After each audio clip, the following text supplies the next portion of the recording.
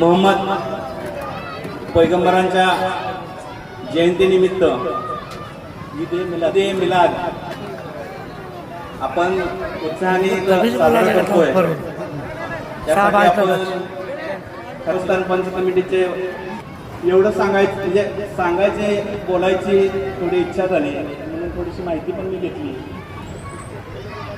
मोहम्मद पैगंबर यांचा जन्म इसवी सन 570 साली मक्का इथे झाला आणि त्यांचा लिहावसन त्यांचा मृत्यू 632 साली मदिना येथे झाला।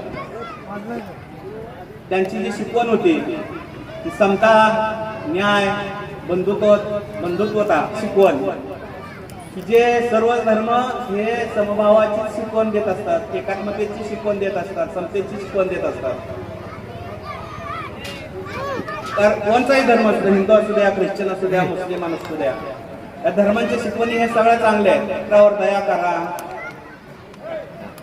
दुसऱ्या धर्माचा द्वेष, आपला धर्म वाढवत असताना दुसऱ्या धर्माचा द्वेष करू नका, अशा पद्धतीचं शिकवण असतं। परंतु अलीकडच्या काळामध्ये हे थोडंसं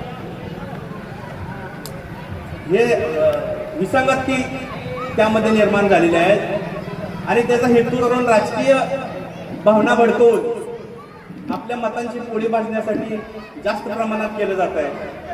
हे तुम्ही आम्ही सर्वांनी तरुण मित्रांनी ही गोष्ट समजून घेतली पाहिजे आणि भविष्यात आपण निश्चय केला पाहिजे की खरं काय खोटं काय हे जाणून घेतलं पाहिजे आणि नंतरच त्याच्यावर प्रतिक्रिया झालं पाहिजे, त्याच्यावर नंतर क्रिएट झाला, प्रतिक्रिया व्यक्त केली पाहिजे, रिॲक्ट झालं पाहिजे।